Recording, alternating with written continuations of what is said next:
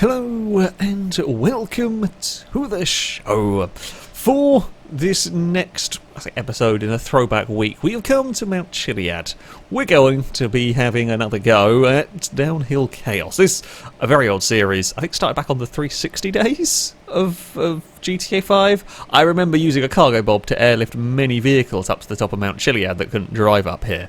But yes, we're going to have a look at driving some cars down Mt Chilliad as fast as possible. This was always a very, very challenging rally stage because a vehicle that is quick in GTA 5 around a normal circuit, there is no guarantee it's going to be fast whatsoever up here. This is a completely different challenge. It is narrow. It is very bumpy. There are horrible bushes around the circuit that can grab and slow your vehicle down, grab and spin your vehicle. This is just a gentle drive down here. This is nowhere close to maximum attack with this pickup truck. This is a vehicle mod. We're using the Vanilla Works pack again for these modded cars, which I do highly recommend. There's some awesome stuff. So I was going to have a go with some mod vehicles, some of the kind of newer released GTA 5 main cars that never got a chance to run down this mountain. I will say, little bit inexperienced. It's been a while since I've driven cars down here at speed, shall we say, and yeah, perhaps a bit rusty compared to when I ran this series many years ago now, probably. As we head around the final corner, that's a quick look at the rally stage, if you will, that we're driving around, and I managed to put the truck into a tree. Well done, me. Up first, we have the ZR150. It is essentially a Mazda, an RX-7. Very, very, as I said, very cool mod from the Vanilla Works pack, this one. There's all sorts of upgrades for it. I have spec'd it like a rally car. Now, the rules of this, same as it was way back when. The cars are allowed to be upgraded visually, but mechanically speaking, nothing is touched in the vehicle. So, yeah, we can put some cool stuff on, and this is an awesome mod. It really, really looks the part. So, yeah, I was kind of being hopeful with this one. Was hoping that the car was going to be good, but I'd like to see this sort of vehicle go pretty quick down the mountain. As I said, it's been quite a while. First thing I noticed immediately about this car is it is quite oversteery, and the brakes are not as good as I would have liked them to be. So we're quite cautious on this first time around, and still immediately got into trouble. That was me being what I thought was relatively cautious down towards the first corner, and we're off tumbling. It's been a while. It's been a while since we've had a good fall down Mt Chilliad. And as ever, the interesting game to play is how quickly can you get the vehicle to stop rolling out of control. It's difficult to get it to behave itself here. As the doors have fallen off, we eventually clip a tree, and that does the most of the work. It's quite a battered RX-7 by this stage. I mean, just from a very, very small first run, the big concern for me was the brakes in this one. I thought I was being very cautious into that first turn, and it barely got stopped. So I was going to have to be very early on the brakes with this vehicle to try and slow it down. The bushes are sketchy. That one just carrying speed. The back end of it clipped it. So the bushes in GTA, when you drive through them, they do affect your vehicle, and some vehicles they affect worse than others. This poor car, it's horrific. They will either grab and spin it, or they will just stop it dead. More issues with the brakes. Yeah, couldn't get it slowed down over the crest. That is a common off down Chilliad. That one, it's a horrible, horrible braking zone, because if you carry too much speed, you get airtime over the crest, and then your wheels aren't on the ground at all. But even if they are, it's such a steep hill that cars with poor brakes do often end up getting away from you if you're not careful. So, yeah, have to be very, very careful down that section. More sketchy moments under brakes. It's a good roll. It was a good roll. Almost a fantastic kind of recovery, and then it wasn't, sadly. Yeah. I was having real issues getting this vehicle stopped around this course. It was just, you had to be so early on the brakes with this one. It wasn't, I mean, it's fairly quick. Don't get me wrong, it was a relatively fast accelerating vehicle, but nothing compared to some of the cars that have been driven on this game and driven down here, but it just didn't slow down. When I got a bit further into the course, I might have been a little bit brave on that one. Wasn't quite sure how much grip we would get away with. The other thing is, not only were the brakes having issues trying to slow it down, but it didn't really like the bumps, and that's two very, very significant parts, shall we say. It doesn't really stop very well, and it gets thrown about by the bumps a lot. Combine those two, and we see what happens here. Again, almost an awesome, curious line through that section. Just we couldn't slow it down once we'd ended up. It almost came back onto the road, and then we have a big explosion for good luck. Yeah, so the bumps were throwing the back end of the car about, and the brakes weren't stopping it. when something A started to go wrong, or B if you were just maybe a little bit aggressive. Not only were the bumps throwing the car about, but as I said, it's horrific trying to navigate through the bushes. Now that's not too bad for a lot of the early part, however, when you get down towards the end of the stage through this section, it is a massive issue. You can't really straight line that section because you hit the bushes and it spins. There's nothing you can do about that either. I was not doing anything stupid with the steering. It's a good crash, I have to say, but yeah, I was not doing anything stupid with the steering through there whatsoever, and the car basically gets spat out 90-degree angle completely. That's, yeah, really, really unhelpful. I just about figured the braking out on the most part by here, so we're going to try a slightly different line, this a lot more to the left-hand side, get it up onto two wheels. We make it through, not very quickly, but we do, and then running into this next corner, it actually bounces, so it kind of bounces and doesn't really want to get slowed down for the second to last corner, and then there's another bump on the run to the final turn, and just, as soon as it hits it, gets unloaded and spins. I also love the police car turns up. I got wanted over hitting a hiker. I love the police car turned up at the bottom. Because sure, why not? Why not indeed? And this last section was a real faff with the car. I mean, the bits earlier on were kind of a faff as well. This was a very uncooperative car. Again, I just mispositioned it. If you've got a vehicle that doesn't care about the bushes, you can run through there very quickly. But if it's as bad as this as you're seeing here, then you really can't take any speed through that section, because any sort of speed leads to a stupid spin. And it was a real difficult line to manage with this one. I mean, other sections as well, the bumps were sketchy, and just around it goes.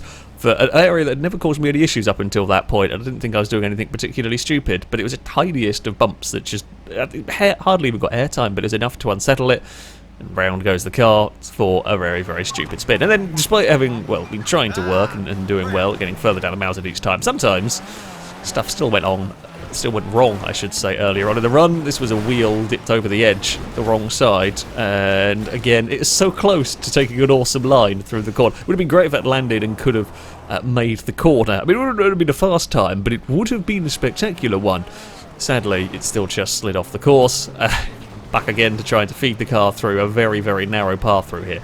We do make it through there and then bounce and can't keep it on the ground, and then we run wide, hit those bushes on the outside, actually loses a whole load of momentum. Doesn't matter anyway, because the car's in all sorts of trouble trying to get towards that final corner. Yeah, it is definitely, I mean, I've driven plenty of vehicles down here, as I said, not for a while, but I don't remember many vehicles, some, but not many, have been as difficult and as uncooperative with the bumps as this one. Of course, this is well outside of its perhaps comfort zone. As I said, this is a nasty, challenging stage. We're going to get into exactly the same bit of trouble going the other direction. After a while, and it certainly did take a while, would get a clean run out of this vehicle. Ultimately, it was just a loss of being careful. There were hikers on the course. That didn't really affect my line through that first corner. I had to be very slow and very cautious, and that was a lot of what this run was. I just had to be super careful with the car. You have to brake very early, make sure you get it turned, and either be ready on, we know where the bumps are, so you could be ready. Sometimes if you hit them, you're just going to go around regardless of what you did, or don't hit them fast enough that it spins.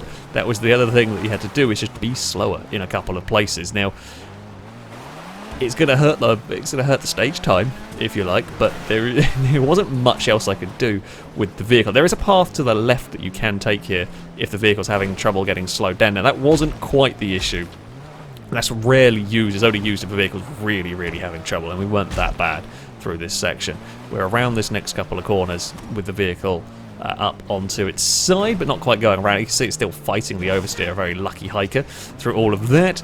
Up towards the final jump now. Get a little bit of airtime over that crest. The final jump, got to make sure you get the vehicle slowed down. Can't go flat out down here. Still, you can see it's struggling on the landing. It does get slightly bushed, but managed to recover it in time. Jump onto this side road, very gingerly does it down here. Brakes super early, because if we don't, that bump is going to launch us off the circuit. So yeah, it's very cautiously does it through this final section. Still struggling with oversteer, still fighting the car through all of that, but have got it through.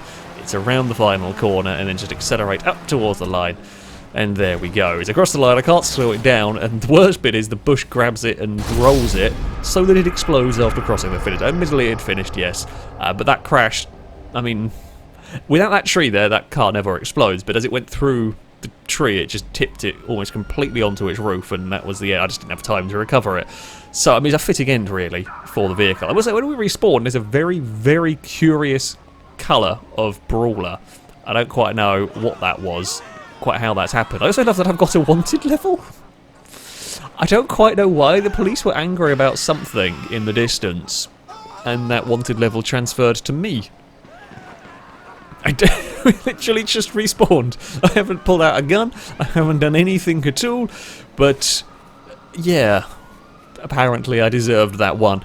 But there we go, the Mazda was finished.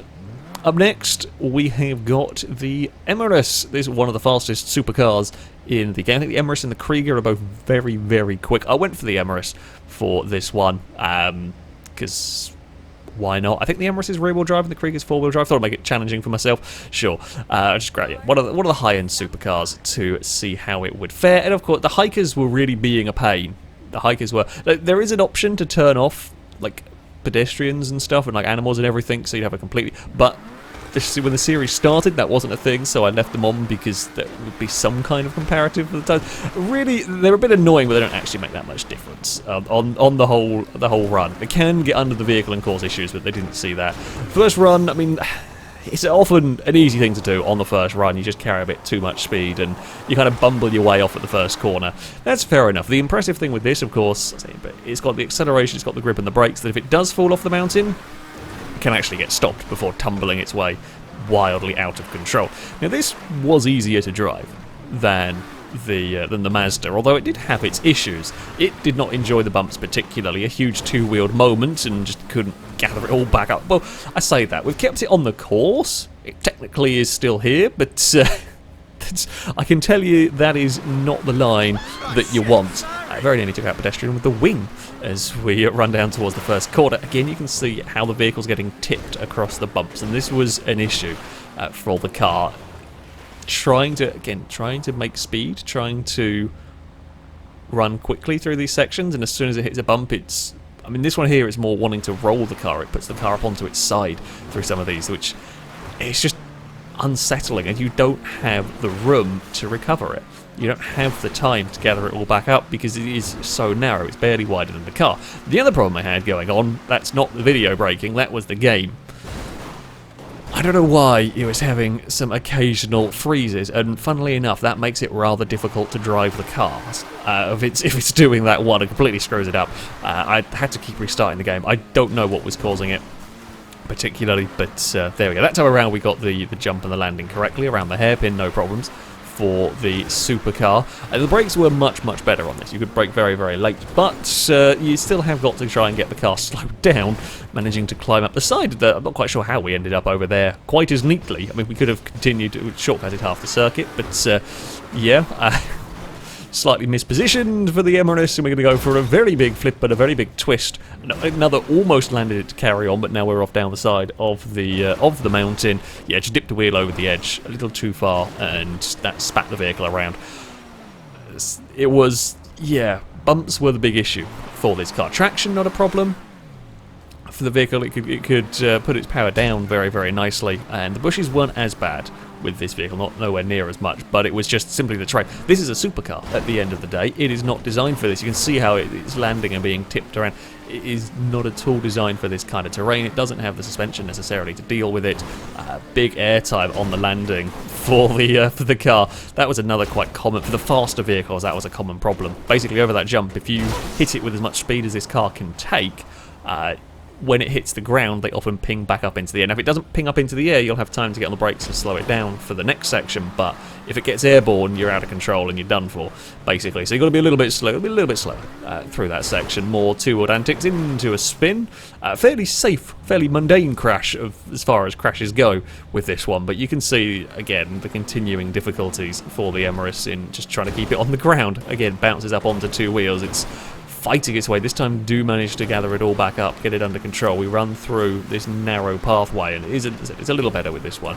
More though, bobbling across the dirt, across the bumps, and spat out sideways. We just ended up going right into a left-hander, and I can tell you that is never what you want to be doing with a vehicle. It's just not particularly helpful. Still a couple of tiny freezes going on with this, which was as I said, really very, very annoying. The two-wheeled antics were proving difficult. That time, again, fought the car, still fighting the car all the way through this section. And that one there, we did get bush. I was fighting it so long, and as it twitched, it caught the bush with the rear wing, and it just tipped it far enough to end up off the course, which, yeah, there is not much margin for error. So yeah, this too took a little while. It was different problems with this vehicle than we saw from the ZR150. It was majority of them were to do with the vehicle tipping onto its side over bumps, and even on this run, you're still fighting the same problems the whole way down.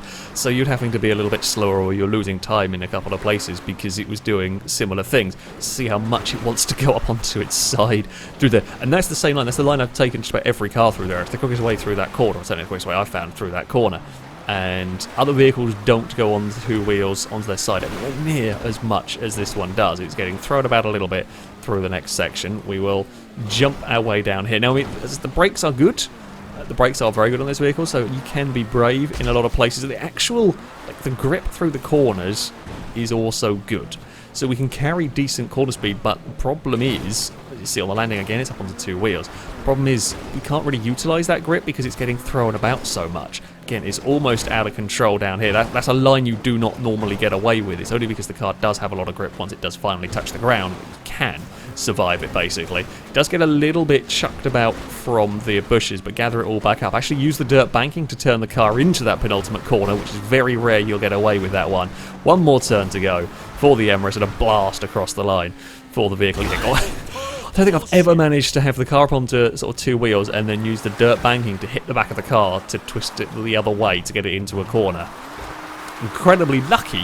I was in the right place and definitely managed to make the most of that particular piece of luck. The Emirates was down, but it wasn't the easiest of cars.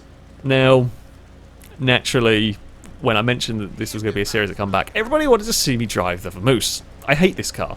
It is a horrible, horrible, near undrivable mess of a machine. We've used it for various races, for various stuff, and every time I've mentioned how much I absolutely hate it because it handles woefully. Bounces around randomly, the steering's incredibly vague, it's just a horrible car to drive. So everybody was expecting this to be torture. Here's the thing. It wasn't. I don't know what it was. What causes this vehicle issues and why on Chilliad it's not actually that bad.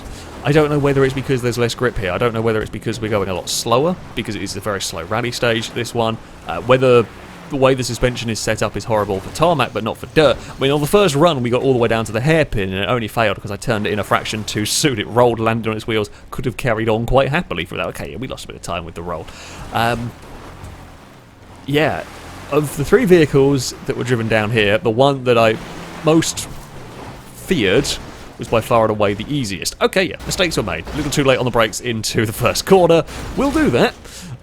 It's still a muscle car at the end of the day. It'll go tumbling and more tumbling off the rocks and everything. This big crash didn't explode, unlike the RX-7. A good flip from the vehicle lands in one of the little gully ways, and then all the debris runs underneath it and tries to push it down the mountain. It successfully does move it as well from all of that. But yeah, it really wasn't that bad to drive at all down here. There was no real major... I had to be careful. Often I launched the cars by holding the handbrake and releasing the handbrake to accelerate away, which I can't do with a muscle car because it wheelies. You do not want to have a wheelie leaving the start line here. But yeah, there was no real sense that this vehicle was as awful as I am used to. See, we get a bit sideways across that. That is normally a horrific problem, but the Vamoose could gather it all back up in time. Now, it was a little bit slower because it physically doesn't have the grip of the Emirates. We've got to bear that one in mind. But the brakes were better than the ZR150. The grip is not quite there with the vehicle, so you did have to be careful through these corners. Have to brake a little bit earlier, of course. It's a muscle car, not a supercar. However, if you were that little bit sensible with it, it really didn't have any problems. The bump that caused issues for a number of cars, nothing from this. It wasn't moving around across those. It wasn't getting itself massively sideways. The steering wasn't, horrifically vague in all of this.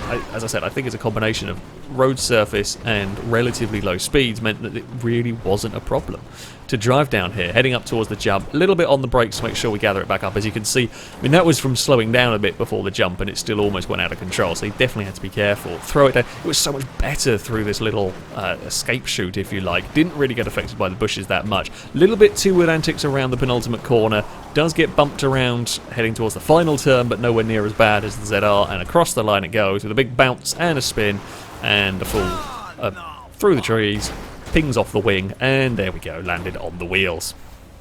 And that's not what I thought I'd be. That's not how I thought things would go with this car. It really isn't. I've driven many cars in GTA, and many of them have gone down the mountain. I don't think anything's been quite as surprising as this one, because I genuinely expected it to be horrific. I really did, and I expected this to be like the ZR 150, only a lot worse. It simply wasn't. And that got me wondering, what on earth could it be about this one? I did have a ponder as to whether maybe the wing would be something. So the wings do add a little bit of grip. It's not very much, but they do in GTA 5. Now, this series has always run with their allowed visual upgrades. Wings were included in that, even if they maybe give it a tiny bit more grip. Now, this got me wondering, did the wing really make all that much difference to the car? So I took it off. Yes, I did have a crash, but it was actually a really, really impressive roll and recovery. You don't normally roll at turn 1 twice and land back on the circuit being able to carry on. I can tell you that much. But yeah, I ran this a few times like this, and while we had offs, it really wasn't that bad. Again, the wing hadn't made the world. It didn't suddenly become an undrivable mess when I took the wing off.